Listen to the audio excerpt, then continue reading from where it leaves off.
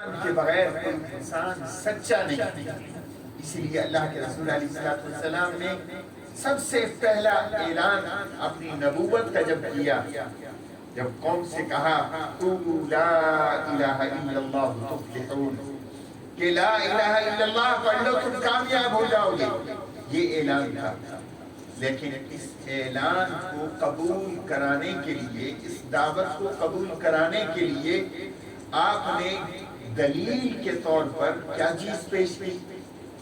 یہ نہیں فرمایا کہ میں اللہ کا بھیجا ہوا نبی ہوں اور میری بات کو تم مانو، میں اپنے ہاتھ کے معجزات تمہیں دکھاؤں گا.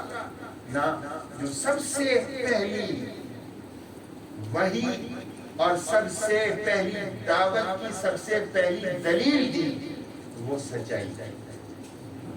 اللہ کے رسول علیہ السلام نے کیا ارشاد فرمایا کہ لبثت فیکم عمرہ، میں نے تمہارے اندر زندگی گزاری ہے، میں نے تمہارے اندر زندگی کا بیشتر حصہ 40 برس تمہارے اندر گزارے ہیں. مجھے بتاؤ تو صحیح، هل وجدتمونی صادقا او کاذبا. یہ نہیں فرمایا کہ تم نے میرے بچپن کے اندر یہ معجزات بھی دیکھے کہ درخت مجھ پہ سایہ فگن رہتا، بادل میرے سروں پہ سایہ فگن رہتے، اور درخت کے پتے میرے اوپر سایہ کرتے رہتے. اور تم نے یہ بھی دیکھا کہ میرے سینے کو چیرا گیا بچپن کے اندر. یہ ساری چیزیں تھیں، لیکن دلیل کے طور پر اللہ کے کلمے کو منوانے کے لیے جو چیز سب سے پہلے پیش کی وہ اپنی سچائی تھی کہ مجھے یہ بتاؤ کہ میں نے تمہارے اندر وقت گزارا ہے، تم نے مجھے سچا پایا ہے یا نہیں پایا؟ سب نے کہا ما جربنا لک میران الا صدقا، ہم نے جب بھی تجربہ کیا، جب بھی معاملہ کیا، آپ کو کھرا اور سچا پایا. تو یہ قرآن سچ ہے، اور سچ نیکی کی طرف لے جاتا ہے، اور قرآن سے بڑھ کر نیکی کی بھی کوئی چیز نہیں. تقویٰ ہو تب بھی قرآن، صدق ہو پھر بھی قرآن، نیکی کی کوئی راہ ہو تب بھی قرآن. تو قرآن مجموعہ خیرات ہے. سوال آتا ہے، جیسے مفتی صاحب نے کہا ہدی للناس، کہ ہدایت ہے انسانوں کے لیے، اور پھر اللہ کہتا ہے ہدی للمتقین، متقین کے لیے بھی ہدایت ہے. کہ جو چیز انسانوں کے لیے ہدایت ہے، اور پھر اللہ کہتے ہیں متقین کے لیے ہدایت ہے، تو متقین کے لیے ہدایت کے کیا معنی ہے اور لوگوں کے لیے ہدایت کے کیا معنی ہے؟ اس پر علماء نے جواب دیا، مفسرین نے، کہ ہدی للناس، یہاں دنیا کے اندر آپ سے کوئی راہ پوچھتا ہے کہ یہ بتائیں کہ ہانگ کانگ سائڈ کس طرف ہے، تو قاری اویس صاحب کہتے ہیں کہ آپ سیدھا چلے جائیں، آپ کو یہ سڑک ہانگ کانگ کی طرف لے جائے. اور ایک آدمی راستہ پوچھتا ہے کہ مجھے وانچے مسجد جانا ہے، قاری صاحب کہتے ہیں آؤ میرے ساتھ چلو، میں وہیں جا رہا ہوں، میں تمہیں چھوڑ کے آؤں گا. جب راستہ دکھا دیا، یہ ہدی للناس ہے. قرآن نے بتا دیا کہ لوگوں ہدایت پانا چاہتے ہو تو حق کی طرف آنا پڑے گا، سچائی کو اختیار کرنا پڑے گا، سچے کے ساتھ آپ کو بیٹھنا پڑے گا. اور ہدی للمتقین ہے کہ قرآن پکڑ کے، جو قرآن کے ساتھ چلتا ہے، قرآن اس کا ہاتھ پکڑ کے جنت تک لے جاتا ہے. یہ ہدی للمتقین ہے. اس لیے دونوں میں کوئی تعارض نہ ہوا. تو ایک راہ دکھانا ہے اور ایک منزل تک پہنچانا ہے. تو قرآن متقین کو منزل تک پہنچاتا ہے اور انسانوں کو راہ دکھاتا ہے.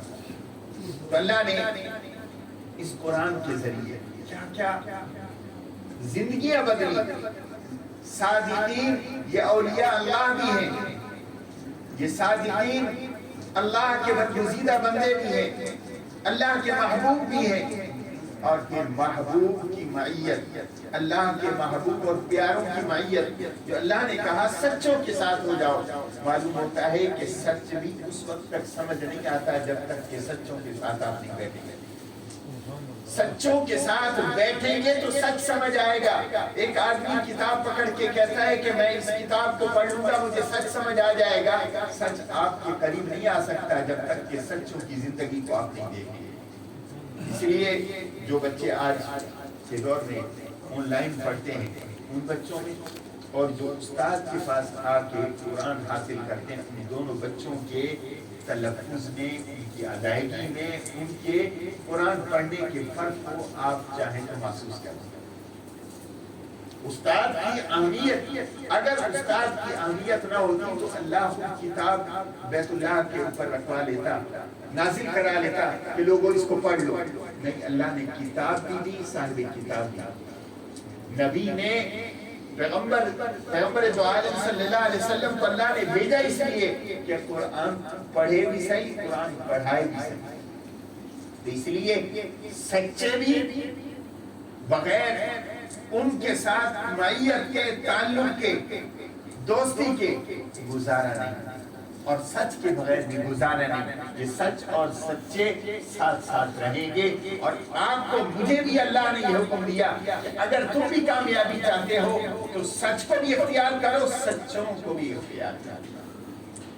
حضرت حسن بصری اولیاء اللہ کا شمار بڑا اونچا ہے. صرف دیکھیے، حالانکہ یہ مدینہ مولود مدینہ ہے، مدینہ میں پیدا ہوتا ہے، اور اللہ نے کیا مقام دیا. انہی کے بارے میں کہا جاتا ہے کہ حضرت حسن بصری کو اخلاق میں، کردار میں انبیاء سے مشابہت، اور زہد بھی اللہ نے دیا، علم بھی اللہ نے دیا، تقوی بھی اللہ نے ان کو دیا. مدینہ میں پیدا ہوئے، اور پیدا بھی کس گھرانے میں؟ ان کا نام تھا حسن ابن ابی الحسن، یسار ان کے ابو کا نام تھا. ان کی کنیت تھی ابو الحسن. اسی حسن، حضرت حسن بصری کی نسبت سے ان کو ابو الحسن کہا جاتا ہے. بصرہ میں بعد میں گئے اور پھر بصری کہلانے لگے، ورنہ یہ مدینہ میں پیدا ہوئے. ہمارے ہاں تو پچھلی کچھ 6 یا 7 صدیوں سے بخارا سے کوئی چلا، پاکستان ہندوستان آیا، آج تک وہ بخاری کہلاتا ہے. تو اس حضرت حسن بصری جو سن 21 ہجری میں مدینہ میں پیدا ہوئے، اور غالباً 110 ہجری میں ان کا انتقال ہوا بصرہ میں، تو جو آخری قیام تھا اس کی طرف انہوں نے اپنے آپ کو منسوب کیا.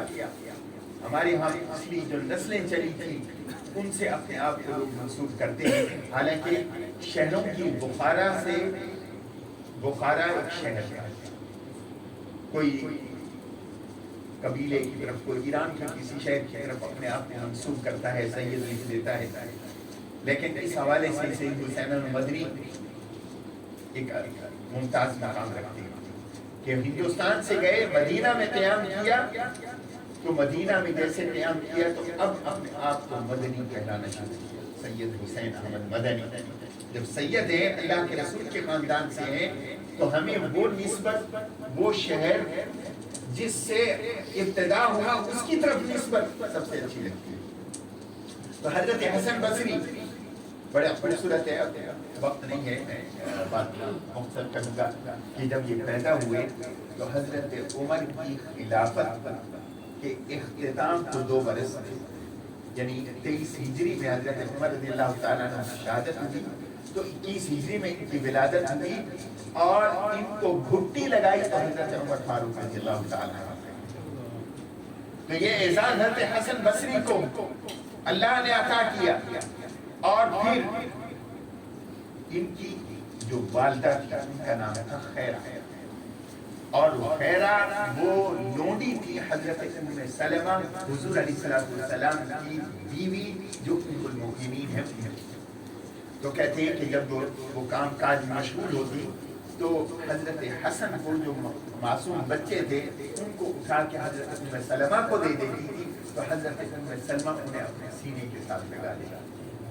تو کہتے ہیں کہ یہ اللہ کا کرنا ایسے ہوا کہ انہوں نے حضرت ام سلمہ کا دودھ اپنے منہ میں لیا، تو حضور صلی اللہ علیہ وسلم، میری اور آپ، حضور کی اہلیہ میری اور آپ کی ماں ام المومنین، وہ حضرت حسن بصری کی اس حیثیت سے بھی ماں ہے اور دودھ ان کا پیا ہے اس حیثیت سے رضائی ماں بھی حضرت حسن بصری کی ہے. تو جس کے منہ کے اندر سب سے پہلی خوراک حضرت عمر کا چبایا ہوا خوراک کو جس کو گھٹی کہتے ہیں اور جس نے دودھ حضرت ام سلمہ جیسی شخصیت کا پیا ہو اور ان کے والد حضرت زید بن ثابت جنہوں نے قرآن کریم لکھا کتاب کی صورت میں اور حضور صلی اللہ علیہ وسلم کے سامنے بھی کاتبین وحی میں سے اہم ترین کاتب حضرت زید بن ثابت تھے. حضور کے سامنے انہوں نے قرآن لکھا اور یہ ان کے والد حضرت حسن کے والد ان کے ہاں کام کرتے تھے. چنانچہ حضرت زید کی پرورش اور ان کی تربیت ام سلمہ کی تربیت اور حضرت عمر فاروق کی لگائی ہوئی گھٹی ایسی ہوئی کہ اللہ نے ان کو وہ علم عطا کیا کہ حضرت انس جیسی شخصیت کہتے ہیں کہ الزموا الحسن کہ اگر تمہیں علم حاصل کرنا ہو تو حسن بصری کے پاس چلے جایا کرو کہ حسن بصری وہ شخصیت ہے کہ وہ حافظہ وَنَحْنُ نَسِينَا کہ جو کچھ اللہ کے رسول نے مجھے علم دیا ہے اور صحابہ کو علم دیا ہے حسن نے اس علم کو محفوظ کر لیا ہے. ہم بھلا بیٹھے ہیں اس لیے اگر تمہیں علم دین حاصل کرنا ہو تو حسن بصری سے حاصل کرنا. تو یہ اس سے بھی معلوم ہوتا ہے کہ التزام اور معیت اساتذہ اور شخصیات یہ انسان کی زندگی میں تبدیلی کا ذریعہ بنتی ہے. اسی لیے یہ جماعت کے ساتھی بھی کہتے ہیں کہ صلحاء کے ساتھ وقت گزارو. اور جماعت کے شروع ہونے سے پہلے خانقاہی نظام جب تک تھا تو وہ بھی یہی تھا کہ لوگ گھروں سے کاروباروں سے اپنے آپ کو الگ کر کے کسی باکمال شخصیت کسی ولی کے پاس وقت گزارتے تاکہ ان کے اندر وہ روحانیت اور اخلاقیات کا وہ سلسلہ منتقل ہو اور فہم قرآن کا وہ سلسلہ منتقل ہو اور تاکہ قرآن بھی سچائی بھی ان کو مل سکے اور سچوں کی معیت بھی ان کو مل سکے. اللہ مجھے بھی اور آپ کو سچوں کے ساتھ تعلق اور دوستی نصیب فرمائے اور ہم سب کی خطاؤں کو درگزر فرمائے. آنے والا مہینہ بھی رمضان کا مہینہ ہے یہ پھر صدق و سچی کتاب کا مہینہ ہے اور سچوں کے ساتھ وقت گزارنے کا مہینہ ہے. اللہ مجھے بھی اور آپ کو بھی توفیق نصیب فرمائے.